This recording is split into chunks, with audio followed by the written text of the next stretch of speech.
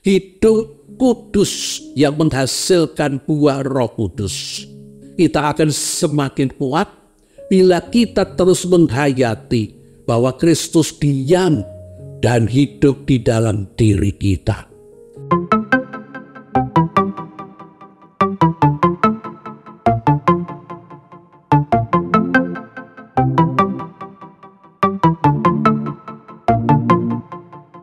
Shalom Bapak Ibu, selamat bertemu kembali bersama dengan saya dalam seri Walking with God.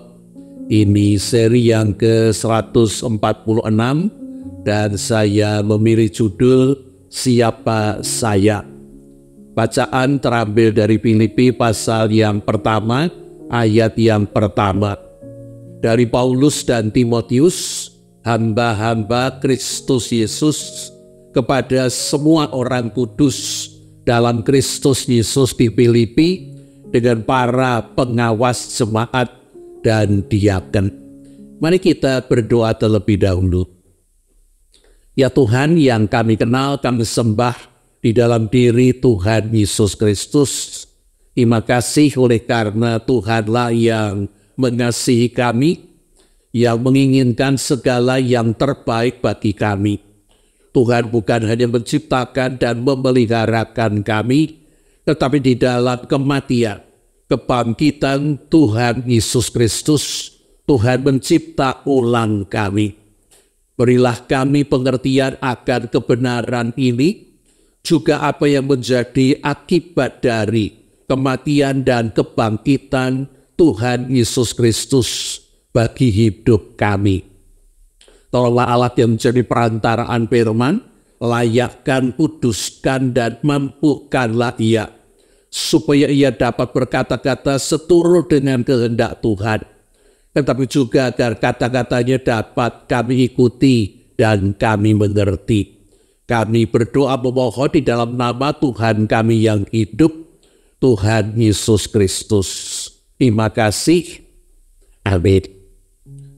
Penulis buku James Bryan Smith, The Good and Beautiful God. Dia menulis 2 buku lagi, The Good and Beautiful Life dan The Good and Beautiful Community.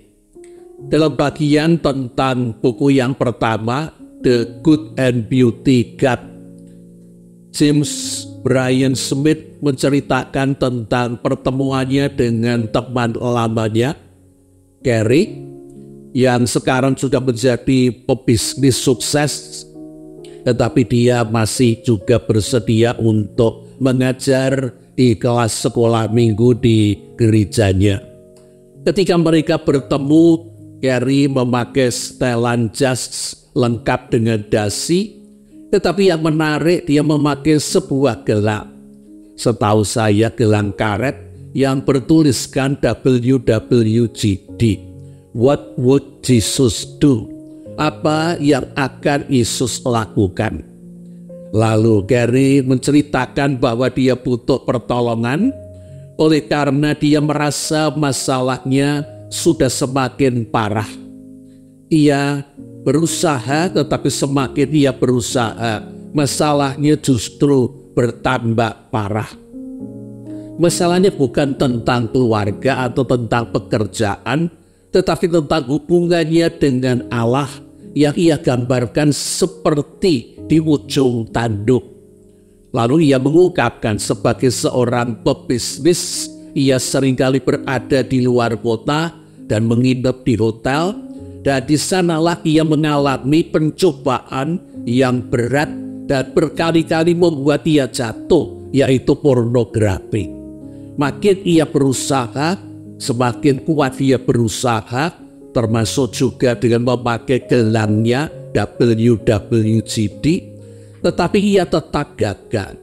Ia sudah menceritakan persoalan dan permasalahannya dengan istrinya, tetapi itu pun belum membuat dia berkemenangan. Dan karena itulah dia meminta waktu untuk berbicara dengan James. Lalu James bertanya kepada Gary, siapa dirimu? Dan Gary kemudian menjawab bahwa dia seorang Kristen dan dia berusaha melakukan apa yang seharusnya dilakukan orang Kristen. Beribadah, juga bersaat teduh pagi hari kurang lebih 1 jam, dan dia berusaha untuk melakukan perintah Tuhan, juga perintah untuk tidak melakukan dosa. Tetapi jauh di dalam hatinya, Carey merasa bahwa ia adalah seorang pendosa. Lalu oleh James ditanyakan sekali lagi, jadi kamu merasa bahwa kamu adalah seorang Kristen, tetapi sekaligus kamu adalah seorang pendosa. Dan Carey mengiyakan kesimpulan dari James. Dan mereka kemudian bersepakat untuk melakukan beberapa kali pertemuan supaya masalah ini kemudian dapat diselesaikan. Bapak, Ibu, saudara-saudara yang dikasihi oleh Tuhan Yesus Kristus, apa yang menjadi permasalahan pebisnis Carey ini? Apakah bukan juga menjadi permasalahan kita? Siapa kita? Bukankah identitas kita juga orang Kristen, status kita juga orang Kristen? Tetapi ketika kita ditanyakan bagaimana realita pengalaman hidup kita sebagai seorang Kristen, pengikut Kristus, bukankah kita juga harus mengatakan bahwa kita berkali-kali gagal dalam berbagai pencobaan yang mungkin kita satu dengan yang lain beda titik bidang kejatuhan kita. Tetapi kejatuhan itu terjadi berkali-kali dan bahkan kita sepertinya tidak berdaya untuk keluar dari situasi ini. Sehingga tanpa sadar kita menyimpulkan identitas kita adalah orang Kristen yang sekaligus adalah pendosa. Orang percaya tetapi yang masih terus berbuat dosa. Mari kita bandingkan dengan apa yang dinyatakan di dalam kitab suci, khususnya di dalam perjanjian baru. Di dalam Filipi 1 ayat 1 tadi, Rasul Paulus menuliskan kepada jemaat di Filipi, jemaat kebanggaan Rasul Paulus, sehingga dalam surat Filipi muncul begitu banyak ungkapan yang menunjukkan kedekatan Paulus dengan jemaat Filipi. Filipi 1 ayat 1 dari Paulus dan Timotius, hamba-hamba Kristus Yesus, kepada semua orang kudus dalam Kristus Yesus di Filipi, dengan para pengawas jemaat dan diaken. Anggota jemaat gereja di Filipi disapa oleh Rasul Paulus, penerima suratnya, dengan semua orang kudus dalam Kristus Yesus di Filipi. Padahal kalau kita membaca surat Filipi, kita menemukan pada pasal 4 ayat yang kedua perselisihan di antara Euodia dan Sintike.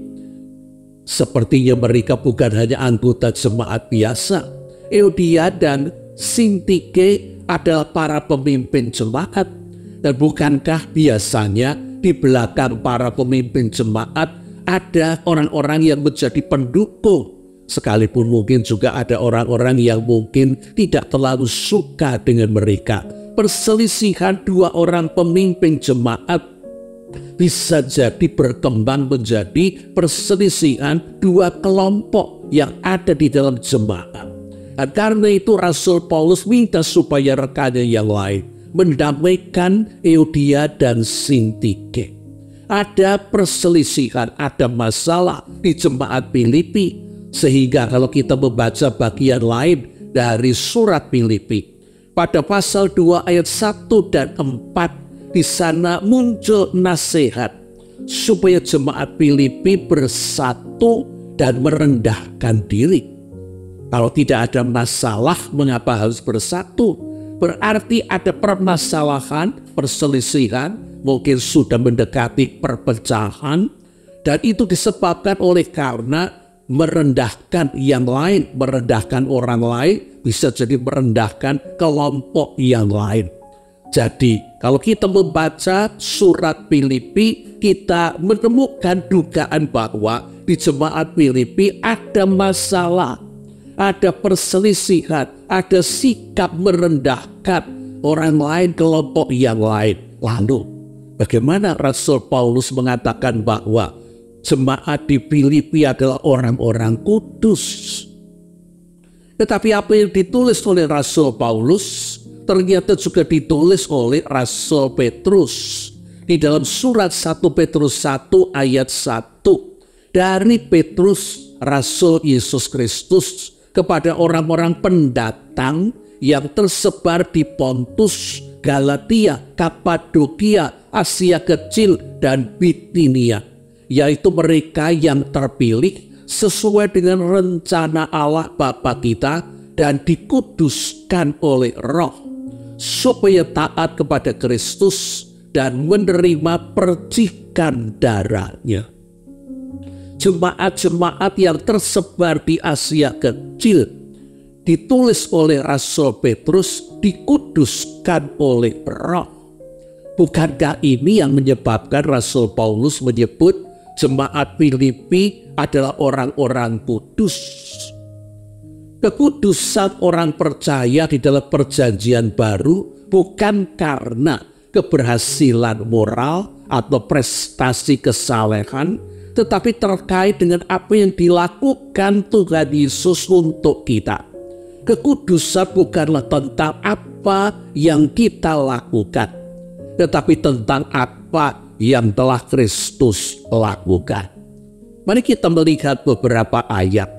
Di dalam Kolose 2 ayat 13, kamu juga meskipun dahulu mati oleh pelanggaranmu dan karena tidak disunat secara lahiriah, telah dihidupkan bersama-sama dengan Dia sesudah Ia mengampuni segala pelanggaran kita. Kristus mengampuni segala pelanggaran kita dan kita telah dihidupkan bersama-sama dengan Kristus pada waktu Ia bangkit. Galatia 2 ayat 19 dan 20. Sebab aku telah mati oleh hukum Taurat untuk hukum Taurat, supaya aku hidup untuk Allah. Aku telah disalibkan dengan Kristus, namun aku hidup. Tetapi bukan aku sendiri yang hidup, melainkan Kristus yang hidup di dalam aku. Yesus disalibkan membawa seluruh umat manusia ikut disalibkan. Yesus wafat untuk dosa. Kita pun ikut mendapatkan mati terhadap dosa. Hukuman dosa kita telah ditanggung oleh Kristus. Dan Kristus bangkit, kita ikut dibangkitkan. Kita menerima hidup yang baru. Dan bahkan Kristus itu sendiri hidup di dalam diri kita melalui Roh Kudus. Kolose 3 ayat 3. Sebab kamu telah mati dan hidupmu tersembunyi bersama dengan Kristus di dalam Allah. Kita dihisapkan di dalam Kristus, sehingga ketika Kristus disalibkan, kita ikut secara hukum, ikut disalibkan. Ketika Kristus wafat, kita secara hukum ikut wafat mati. Dan ketika Kristus bangkit, kita ikut dibangkitkan karena di dalam Kristus itulah kehidupan kita. Dan Roma 8 ayat 10 mengatakan, tetapi jika Kristus ada di dalam kamu, maka tubuh memang mati karena dosa, tetapi roh adalah kehidupan oleh karena kebenaran. Kristus bukan hanya bangkit membawa kita untuk hidup yang baru, tetapi Kristus yang bangkit hidup di dalam diri kita, berdiam di dalam diri kita melalui Roh Kudus. Dan 1 Korintus 6 ayat 19, atau tidak tahukah kamu bahwa tubuhmu adalah bait Roh Kudus yang diam di dalam kamu, Roh Kudus yang kamu peroleh dari Allah, dan bahwa kamu bukan milik kamu sendiri. Penebusan kita dibeli oleh Kristus dengan darahnya. Kita menjadi milik Kristus. dan kita sekarang adalah tubuhnya. Baik Allah, oleh karena roh Allah diam di dalam diri kita. Perjanjian baru memberi penjelasan tentang status identitas kita sebagai orang yang percaya kepada Kristus terkait dengan apa yang telah Yesus lakukan. Yesus sebagai manusia tidak berdosa telah menggantikan kita menanggung hukuman dosa di dalam penyalibannya dan kematiannya. Dan dengan kebangkitannya, Yesus memberikan hidup yang baru, hidup yang bebas dari dosa, hidup yang kudus. Rasul Paulus menjelaskan bahwa apa yang dilakukan Tuhan ini sesungguhnya berakar dari peristiwa Adam. Adam sebagai kepala manusia pertama yang hidup dalam relasi yang baik, indah, intim, akrab dengan Allah. Ternyata Adam kemudian mendurhaka, murtad, melawan Allah, berdosa. Dan sebagai akibatnya bukan hanya Adam dan Hawa yang menerima hukuman, tetapi seluruh keturunan Adam. Dan bukankah seluruh umat manusia muncul dari Adam? Oleh karena itu seluruh umat manusia ikut berdosa dan akan menerima hukuman dosa, yaitu maut, terpisah dari Allah selama-lamanya, yang digambarkan di dalam kitab suci dengan neraka. Tuhan ada di surga dan mereka yang ada di neraka terpisah dari Tuhan selama-lamanya. Dan apa yang sepertinya tidak adil, Adam yang berbuat dosa, seluruh keturunannya ikut dianggap berbuat dosa. Tuhan melakukan tandingannya melalui kedatangan Yesus, yaitu Allah yang datang dalam wujud manusia. Yesus menjadi kepala manusia kedua yang telah menjalani hidup benar dan tidak berbuat dosa sehingga Allah berkenan kepadanya.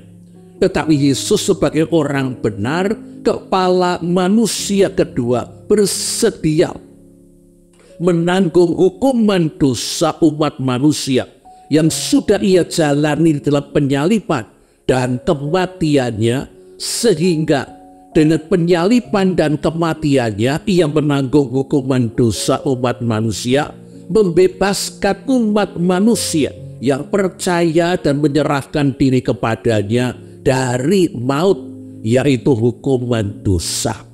Dan dalam kebangkitannya, Yesus memberikan status identitas baru orang kudus kepada mereka yang percaya dan menyerahkan diri kepadanya.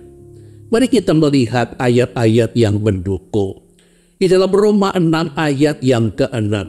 Karena kita tahu bahwa manusia lama kita telah turut disalibkan, supaya tubuh dosa kita hilang kuasanya, agar jangan kita menghambakan diri lagi kepada dosa.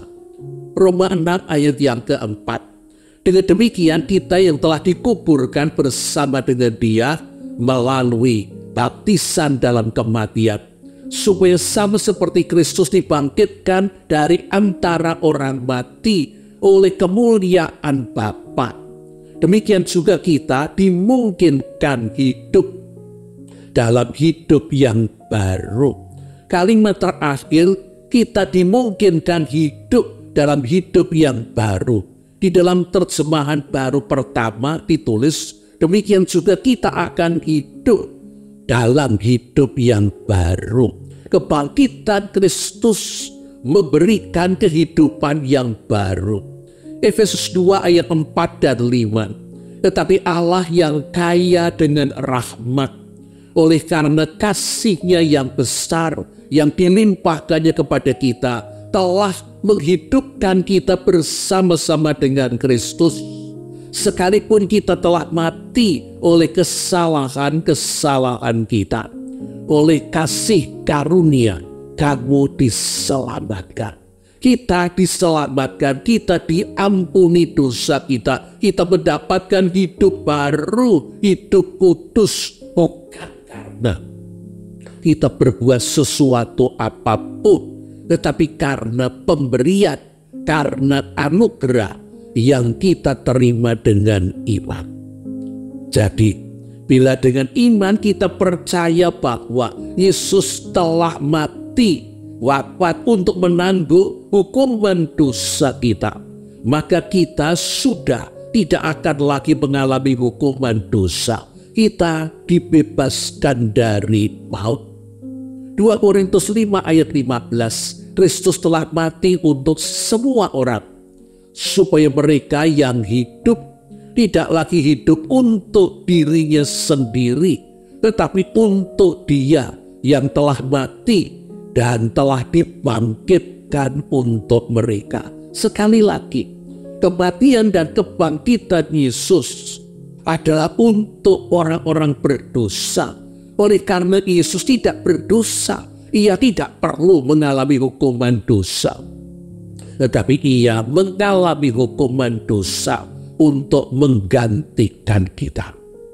Dengan demikian, dengan iman juga kepada Yesus yang bangkit dari kematian, kita akan ikut dalam kebangkitannya. Dan kebangkitan Kristus itulah yang memberi hidup yang baru, hidup yang kudus. 2 Korintus 5 ayat 17 yang sangat terkenal.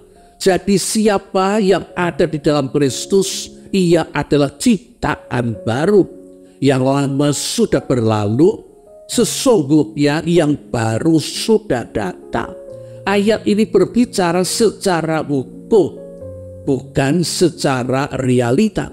Oleh karena realitanya, kita sudah di dalam Kristus, kita sudah ciptaan yang baru, tetapi yang lama belum sepenuhnya berlalu. Status identitas kita yang percaya dan menyerahkan diri kepada Kristus, orang-orang Kristen, bukanlah seorang pendosa yang diampuni, karena kita telah dicipta secara baru dalam kebangkitan Kristus Yesus, dan melalui Yesus tinggal di dalam diri kita dalam wujud Roh Kudus. Pembaharuan hidup kita ini seringkali digambarkan dalam perubahan dari ulat menjadi kupu-kupu. Kita sudah bukan lagi ulat yang merayap-rayap, bukan juga ulat yang gemuk, gendut, dan gembrot, tetapi bersayap. Bukan, karena ulat yang bersayap tidak dapat terbang, tetapi kita adalah kupu-kupu yang dapat terbang. Menyatakan dan mengatakan kita adalah pengikut Kristus sebagai orang berdosa, sama halnya dengan mengatakan kita masih ulat ataupun ulat gendut, gemuk, gembrot yang bersayap. Secara hukum kita sudah dicipta menjadi manusia baru, ulat yang sudah menjadi kupu-kupu. Tetapi kita untuk menjadi manusia baru yang sempurna masih harus berproses. Pembaharuan kita belum tuntas, belum selesai, karena kita masih memiliki tubuh lama kita yang lemah dan yang mudah dirangsang untuk berdosa. Dosa memang masih ada, dan kita memang masih memiliki tubuh lama kita yang lemah terhadap rangsangan dosa, sehingga kita masih dapat berbuat dosa. Kita masih dapat berbuat dosa, tetapi berbuat dosa bukan lagi keharusan bagi kita. Kita tidak lagi harus berbuat dosa, karena kuasa dosa yang membelenggu dan menguasai kita, yang membuat kita tidak berdaya, sudah dipatahkan oleh Kristus. Mungkin secara ilustratif saya memberikan beberapa contoh ini. Apakah mungkin sesudah kita mencuci sepatu dan menjemurnya sampai kering, kemudian sepatu itu kita simpan di lemari es? Dapat bukan? Mungkin saja kita tanpa sadar, karena kita seringkali menyimpan, memasukkan makanan ke dalam lemari es, dan kita tidak ingat bahwa yang kita bawa sepatu bukan makanan, sehingga kemudian kita masukkan ke dalam lemari es. Tetapi kalau kita sadar bahwa kita membawa sepatu bukan makanan, apakah akan tetap kita simpan dalam lemari es? Tidak, bukan? Karena kita menyadari yang kita bawa adalah sepatu, dan kita tahu untuk sepatu tempatnya bukan di lemari es. Jadi sepatu itu akan kita simpan di tempat sepatu. Dapatkah kita ikut teman-teman dalam pesta pura, makan minum beralkohol, menghisap ganja? Bisa bukan? Tetapi jika kita memikirkan kesehatan tubuh kita, dan kita tahu minuman beralkohol apalagi ganja tidak baik untuk tubuh dan kesehatan kita, maka kita dapat tidak ikut mengkonsumsinya, tidak ikut minum minuman beralkohol maupun menghisap ganja. Bisakah ketika kita di luar kota, tinggal di hotel, tidur bersama pelacur? Bisa bukan? Tetapi jika kita sempat berpikir dengan Kristus diam di dalam tubuh kita, dan tubuh kita adalah bait Roh Kudus, sungguh tidaklah pantas jika kita tidur dengan pelacur. Bukankah hal tersebut dapat kita hindari, tidak kita lakukan, dan kita memilih untuk tidak melakukannya? Kita harus memperlakukan dalam hidup kita sehari-hari bahwa kita bukan lagi pendosa, bukan lagi ulat, bukan lagi ulat gembrot yang bersayap, tetapi kita adalah kupu-kupu orang kudus milik Kristus.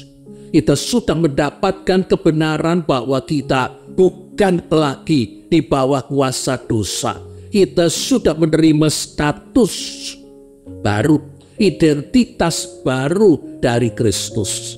Kita bukan pendosa, bukan orang berdosa, tetapi orang kudus yang tidak semestinya masih berbuat dosa.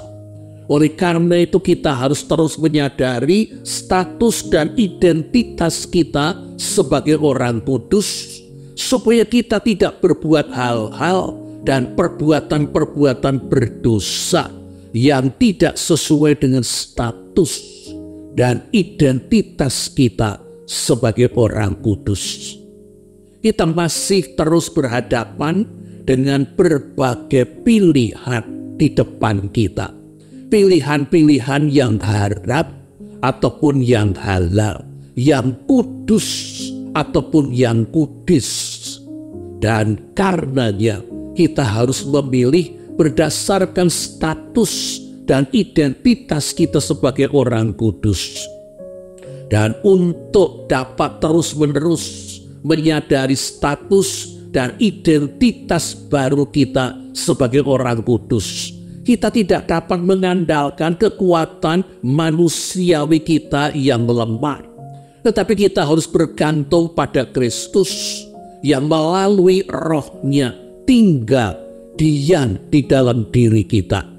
Kita harus terus berpegang dan bergantung pada Kristus seperti cara melekat menempel pada pokok anggur, sehingga terus menerima asupan nutrisi dari pokok anggur sehingga menghasilkan buah anggur. Yohanes 15 ayat 4 dan 5 dituliskan demikian. Tinggallah di dalam aku dan aku di dalam kamu. Sama seperti ranting tidak dapat berbuah dari dirinya sendiri kalau dia tidak tinggal pada pokok anggur. Demikian juga kamu tidak berbuah jikalau kamu tidak tinggal di dalam aku. Akulah pokok anggur dan kamulah ranting-rantingnya. Barang siapa tinggal di dalam aku dan aku di dalam dia, ia berbuah banyak. Sebab di luar aku, kamu tidak dapat berbuat apa-apa. Di dalam TB2 kata rantik diganti dengan cara. Rantik maupun cara hanya akan menghasilkan buah jika melekat pada pokok anggur, menerima aliran hidup dari pokok anggur. Di luar pokok anggur, ranting dan cara tidak dapat berbuat apa-apa. Demikian juga dengan kita tidak punya kekuatan apa-apa untuk terus memilih yang benar, untuk terus memilih yang kudus, untuk terus memilih sesuai dengan status dan identitas kita, dengan kekuatan kita yang tidak kuat atau lemah dan lemah sekali. Tetapi Kristus kampanye di surga yang jauh. Di dalam Roh Kudus Kristus tinggal di dalam diri kita, dan Kristuslah yang hendak, yang membuat kita makin menjadi serupa dengan dirinya. Kristus yang ingin menjadikan kita sebagai baiknya Roh Kudusnya. Kristus yang ingin memunculkan buah roh melalui hidup kita. Kristus yang menginginkan kita menjadi kudus. Kristus yang akan berkarya, berbuat, dan menghasilkan kekudusan itu di dalam hidup kita. Perjanjian Baru menyatakan bahwa kehidupan orang yang percaya kepada Kristus adalah hidup dengan keinsiapan dan penghayatan. Siapa saya dan milik siapa saya? Saya adalah orang kudus dan saya adalah milik Kristus. Hidup kita adalah untuk dipenuhi oleh Allah dan bukan dipenuhi oleh dosa. Oleh karena itu kita harus terus berjuang untuk hidup sesuai dengan status dan identitas kita yang baru. Hidup kudus yang menghasilkan buah Roh Kudus. Kita akan semakin kuat bila kita terus menghayati bahwa Kristus diam dan hidup di dalam diri kita. Apakah ibu bapak saudara-saudari bersama dengan saya mencadangkan, mengalokasikan, mengkhususkan waktu untuk kita menyadari dan menghayati Kristus diam dan hidup di dalam diri kita? Apakah sepanjang hari kita berupaya untuk terus kontak, berkomunikasi, berelasi online dengan Kristus, supaya Ia yang memimpin hidup kita dan menghidupi hidup kudus kita?